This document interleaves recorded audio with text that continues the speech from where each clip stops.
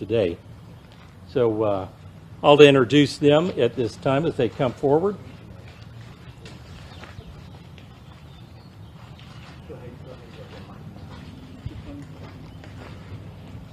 This is Colonel Caroline Smith. She's the commander of the 15th Military Police Brigade. This is Command Sergeant Major Justin Shadd of the 15th Military Police Brigade. And behind me here is Master Sergeant David Royer of the 705th Military Police Battalion, 15th Military Police Brigade. Feel free to ask him questions. There's no opening statement. So, Master Sergeant? Yeah, please come up if you have a mic. Then a pocket you have?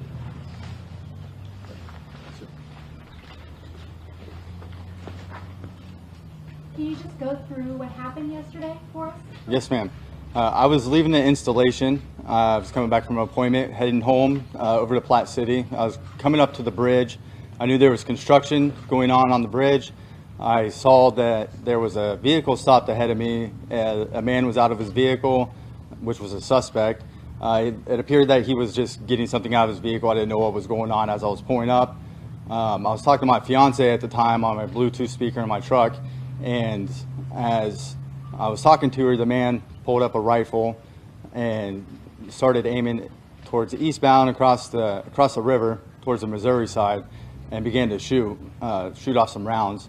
I immediately told my fiance to call 911, that there was an active shooter on the bridge, and I told her I had to go. I assessed the situation very quickly, looked around, and just took the only action possible that I felt I could take, and I accelerated my truck as quickly as possible and struck the active shooter and pinned him underneath my truck. Was he saying anything at this time? What was his mannerism? I could not tell from my standpoint. I didn't hear him say anything at the time. Can you expand a little bit on the training you've had as a military policeman that's helped you be able to recognize this kind of situation? Yes, ma'am. I've had plenty of training. I have a 15-year career in the Army. I've had special reaction team training. We go over active shooter situations. We do emergency action procedures on the installation along with local law enforcement.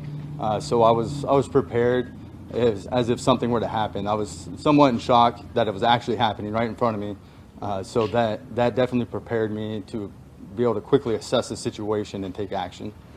What went through your mind in that moment? Were you frightened? Did you just go into action? I wasn't necessarily frightened. I was shocked that it was happening, and the adrenaline took over. And with the military training that I've received, I took appropriate action as I seen, and took out the threat as fast as possible. I'm guessing your fiance at this point knows what occurred. What was her reaction to the whole thing? What did she say to you? So my fiance, she heard the gunshots while through the phone. She didn't know where it was coming from. She just knew it was out on the bridge and there was an active shooter. She immediately did the right thing. She was kind of panicking, but got off the phone with me quickly, called 911, told them where the action was happening, and just waited for me to get back with her, hopefully to get back with her. As soon as the incident, I knew the incident was secured, I got my cell phone and told her I was okay to get with the children, and that I was not shot. And we spoke later on after that, but she was definitely in shock that it was happening. When you look back on yesterday, what do you think about? What went through your mind last night? Yes, ma'am. Well, after the incident was over, I was pretty calm. I was kind of dealt with situations similar, not exactly like this. You can't really deal with the situations. Everything's based off its own merits. But when I got home, I just wanted to get home, get everything back to normal, get to my kids, give them a hug. And then I mowed my grass and ate dinner and spent time with my family. A lot of phone calls, a lot of people thanking me. And it's pretty surreal. So. People are obviously calling you a hero. I mean, what's your response to that? I understand what they're saying. I don't necessarily myself feel like I'm a hero in this standpoint. I feel as if most people in my situation would have done the same thing. There wasn't much left. There was nothing else I could do. I could have called, I guess, and stood by, but I feel as if, you know, I knew people's lives were in danger. I needed to do something. My military training kicked in. My upbringing also had a play in that. So I took action as I seen appropriate, and I just knew something. I had to do something. After you hit the suspect, what happened? Obviously he was under the vehicle. How quickly did police get there? What happened from there? After I hit the suspect, I couldn't see him out in front of my truck, so I did not know what to think. So I'm sorry, I apologize. I didn't know where he was at, so I put my truck in park quickly, got out, exited the vehicle, looked out in front of my truck to see if I could find him, worried that I didn't pin him or, you know, neutralize the situation immediately. So I did not see him out in front of my vehicle. I went around the other side of the vehicle. I seen the rifle that he was using laying on the ground. So then I assumed that he was not a threat anymore. And then my objective was just to find him. So I just crouched down, looked under my truck. I seen that he was pinned under my truck and injured. I immediately went over and my military training again kicked in to go into life-saving procedures. At that point, he wasn't a threat anymore. I went to go assess him to see if he was okay, if he could talk to me, if he was responsive. He made some noises I couldn't understand, if he was trying to say anything. And then I noticed that the vehicles were still running. I just had an accident. I was worried there maybe could be flammables, fluids on the bridge, start a fire. So I went around to the other side of his side of the vehicle, the passenger side, turned off his vehicle, dropped the keys. At that time I seen a pistol on the passenger seat. I came over to my truck. I turned off my truck, put my keys in my pocket, went back to the suspect again to try to get him to respond. And at that point, I could hear the sirens in the police department and the response force were responding. So I had stepped back at that point, knowing that I couldn't properly assess him underneath my truck. So I stood back and waited for the response force to arrive, and they arrived appropriately. It was only moments after the incident happened. They were there in minutes. They arrived and very professional. It was textbook response on their part from my training that I've experienced. It was textbook, and they were amazing on how they handled the situation. It was an active shooter. That's all they knew. They treated it as if it was still active until they cleared the area. Then they began assessing the suspect, and at that time, I left the scene with the detective to go give a statement. Now, of course, hearing your story, I mean, there's a lot going on, a lot of adrenaline. Did you have a chance to see other people around, like the other drivers and stuff? Were they hiding, or did anybody else come out, or was it just kind of you out and about yourself? There were two other older gentlemen that were behind me as well. As I was assessing the suspect, I was telling one of them to call 911, that there was an active shooter, but he's not a threat at this moment, and we needed EMS there immediately. And he was relaying, it seemed as if he was relaying those messages through the phone. But they seemed concerned, and they were also there to help support, and they immediately began to thank me for my actions, and were very supportive, and everybody was pretty nervous and in shock that was around me. Those two individuals were the only two that I actually personally had contact with. I'm not sure who they are. I just remember talking with them for a little bit before I talked to the detective. It's speculation, but would you say it was a road rage incident, or did it seem a little bit more like this guy had gotten into that position in order to maybe have a more of an active shooting type incident? I'm not aware of that. That you would have to refer to the investigators that investigating the situation. I just reacted to what I seen. I gotta tell you, I'm on Facebook Live, and everybody there is calling you a hero for sure. Thank you. I want to communicate that this county, the city, the state is so thankful for your actions yesterday. I think everybody. I'm sure if they were in that situation, they would have done the same. What's your role at the 705? So I am the corrections detention, and I've worked in both facilities over at on the installation at the USDB and the JRCF. My last duty assignment was operations in COIC inside the JRCF. You've been through so much training at the Fort in your time in the service, and that training was for work that you do. Did you ever imagine that you would have to take that training and use it when you were sitting in traffic? I didn't imagine it would happen in traffic, but as crazy as it sounds, that was always in the back of my mind because how crazy things are in the world today, that I may have to react in a situation like this. And I constantly think in places that we're at, what would I do? If something were to happen, where's the exit points? If my children are with me, my fiance is with me, how do I get them safe before I react? Those types of things. So I felt like I was somewhat prepared for a situation like this due to those thoughts and all the training I've received as well. What are you going to take away from this experience? It's hard to tell. It's just, I kind of already felt that anything can happen at any time, at any moment, anywhere you're at, but not to be afraid. Everything will turn out okay. There's people all around the world that will do things like that. And I believe, there's more good out there than there is bad. And that there's good people out there that will stop a situation like that to save lives if necessary. Sergeant Royer, tell us what's your hometown. Tell us about your career in the Army. Yes, sir. Yes, sir. I've been in the military for 15 years now. I grew up in a small town, Mount Vernon, Ohio. I was raised there in a small town. Didn't really leave much that area. We go on vacation every once in a while as a family. But my upbringing was great. My parents, as far as reacting to a situation like that, I have to give credit to my family and my parents for that. I've seen them many times create, I believe, heroic actions themselves. My dad's a truck driver. He's come upon wrecks where he's got out and pulled people out of a wreck. He's had situations where he had to, do measures to save his own life. My mother's sticking up. She's kind of a smaller woman, but she sticks up. I've seen her face to face with a man that's about 6'5", to protect my brother at one point. So they're very strong, and they've shown me, do not let fear take control of you, and do what's right and protect the innocent. So I was growing up in Mount Vernon, Ohio.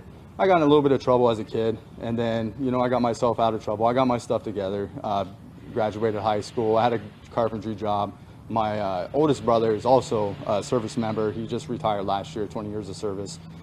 He has done multiple heroic actions in wartime and peacetime. He's also a military police officer. So I kind of felt like I had that background. It kind of runs in our blood to stand up and do what's right, put ourselves in front of harm's way if we need to. I joined the military in 2005, first duty station in Guantanamo Bay, Cuba. That was an interesting tour, but just to sum it up, I've done a lot in the military. I fast-tracked is what they call it. I got through the ranks, promoted quickly. I've done everything to the best of my ability for my family and for the country, and I've gotten to where I'm at this point. So. Now, you mentioned your strong parents. Have you been in contact with them? Yes. So initially, my dad was kind of angry at me to put myself in harm's way, but then again, he was happy that I did do something, and they're ecstatic that that they hear it. It's on the news all over the place. They're in Ohio. It's on the news there. Our family, everybody's, all of my friends, my chain of command, the support I'm getting from everybody is surreal. It's great, and I couldn't be happier with the people that I've surrounded myself with in my life that have been so supportive to me. So. Was your vehicle damaged, and is this something that would be covered by insurance? Or? I haven't got that far yet, so yes, it has been damaged. I don't know the extent of the damage yet. It's going to be part of evidence. It's part of the investigation, so I'll figure that out later. But I don't. From the damage that I observed at the accident, it's probably not going to be recoverable. Oh. But I'm sure insurance, and once I get that figured out, I'll take that step when that comes along. What kind of truck was that? It was a Chevy Silverado, 2014. Bought it brand new. My first vehicle I ever owned in my name. It had a lot. We had a lot of good times in that truck, so it was worth it. Bulletproof glass in it, did it? No, sir. I don't think so, at least. Now, was traffic in your lane stopped when all this was going on, or who was going? What direction were? I was on the Kansas side, heading eastbound, going towards a bridge. At the time, because there was one lane traffic because of construction, it appeared from where I was at, the traffic was stopped in my lane. Okay. And from what I could tell, the cars in front of him had started moving forward. So I thought he was just trying to grab something because he had time to get out of his vehicle to grab something. And my first mindset was, I'm trying to get home, get in your car, come on. And then I seen the rifle, and that's when everything happened. So. And what do you think of Fort Leavenworth? I love Fort Leavenworth. I've been here since 2014. I plan on staying here until my final day in the military, and my kids love the area. It's a great place. So. You said your dad was initially mad that you got yourself in harm's way. Did you ever think that you were putting yourself in harm's way? Did that ever run through your mind, or were you just adrenaline rush? It was a mixture. It was an adrenaline rush, but I felt like I was prepared for that. I was ready to put myself in harm's way. That's what we're trained for the better cause. We can put ourselves first. If it's gonna, my life, my life is worth something, but there are also many other lives out there too. So if I can sacrifice myself for the majority, that is my motive. So.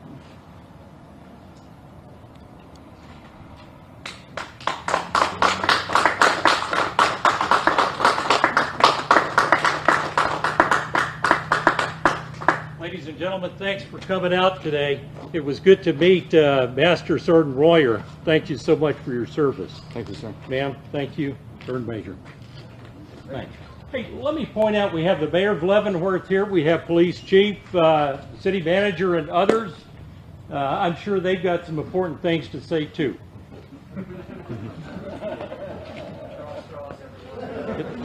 So when I'm done? Yeah, yeah.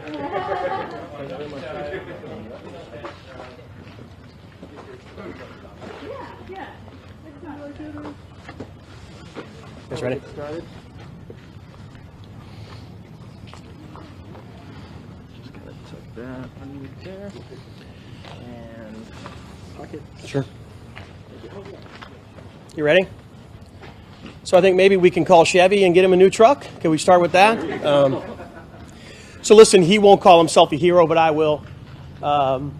We've had an opportunity in the course of the last 24 hours to do some more thorough investigation. And let's be absolutely crystal clear, his actions yesterday were heroic. He saved countless lives. There were people on that bridge that were innocent bystanders just traveling. There were KDOT workers on that bridge. Our responding officers and emergency personnel were coming into a situation that we didn't know what we were encountering. He saved all of those people. His actions are extraordinary, and he should be commended for that. And I think, as you saw at the interview go, he was quite an extraordinary guy. So we're grateful on behalf of not just the police department and the emergency responders, on behalf of the entire Leavenworth community. All of us should be incredibly grateful for his actions yesterday. I'm very glad that he was there. He saved a lot of people, and he should be very much commended for his actions. Any questions? Yes, ma'am. Do you have an update on the condition of the suspect or the victim who was shot? So I think I want to focus on his actions today. We've been working on the investigation. We might put out some press stuff later this afternoon about how the investigation is progressing and what might be next. But I think it's important now that we focus on his actions, given how extraordinary they were. Do you mind if I ask, though, wanted to know, I mean, a situation like that, I mean, an active shooter on a bridge. Right. What are the other people supposed to do? What's kind of the protocol, like what should other people do if they're caught in that? Get behind Master Sergeant Royer. Let's go with that. So I don't mean to make light of it. I really don't. It is an incredibly dangerous situation. There's some things that we talk about, running, hiding, fighting, those kinds of things. Weapons are a personal choice for people to make. Those are the kinds of things that people need to do. But that is why we felt like it was such a dangerous situation, because of the location of it, the confined part of it. That's what made it so dangerous. About how many people were on the bridge? So there was at least a dozen or so people either on the bridge, in the vicinity, that travelers that that were affected by it. What do you hope people take away from his acts yesterday? think he said that there's more good than bad in the world, and I hope people take that away, that yes, it was very dangerous. Yes, it was harrowing for everybody, but there are very good people, and quite a lot of them.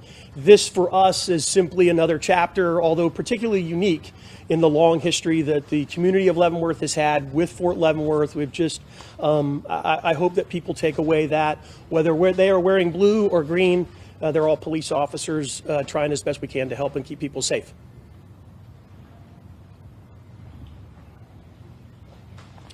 Okay, is that it?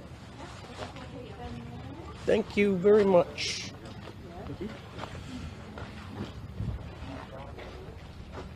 I'm Mike Griswold. I'm the mayor of City of Leavenworth, the first city of Kansas. I'm sorry. You're okay. And I have just a few thoughts. Oh, this. Okay. Yeah. So I have just a few thoughts. First of all, on behalf of the citizens of the City of Leavenworth, I want to thank Master Sergeant Royer for his heroic actions yesterday.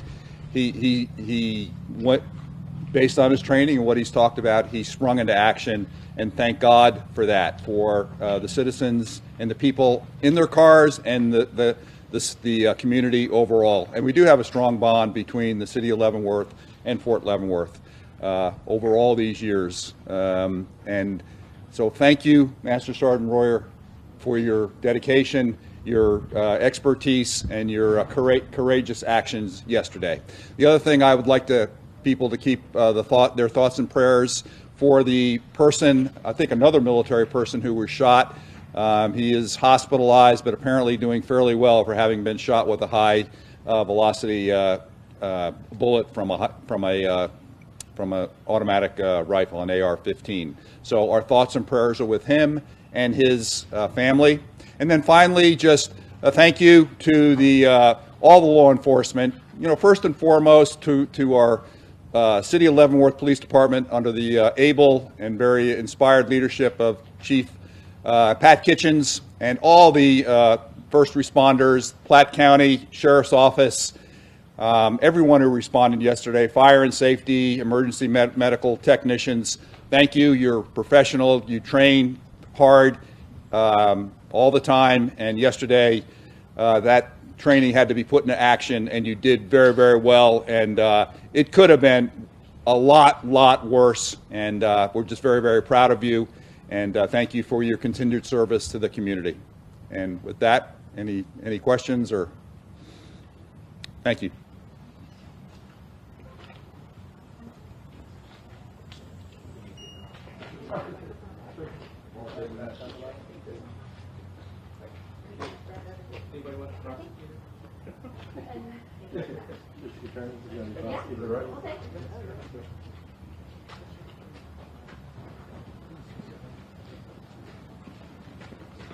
Sure.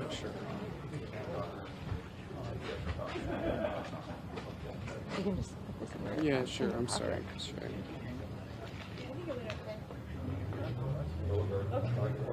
Is that good? Okay. Leavenworth County Attorney Todd Thompson.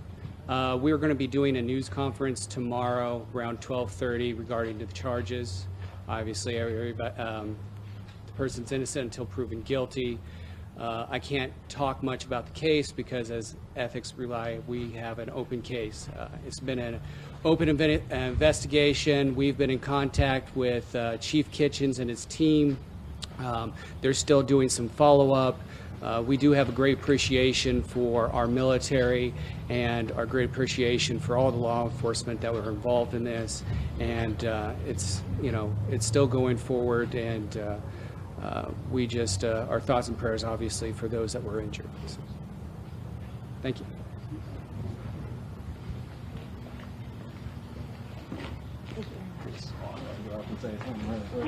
I'm on Facebook Live now. I'm just going to finalize my Facebook video.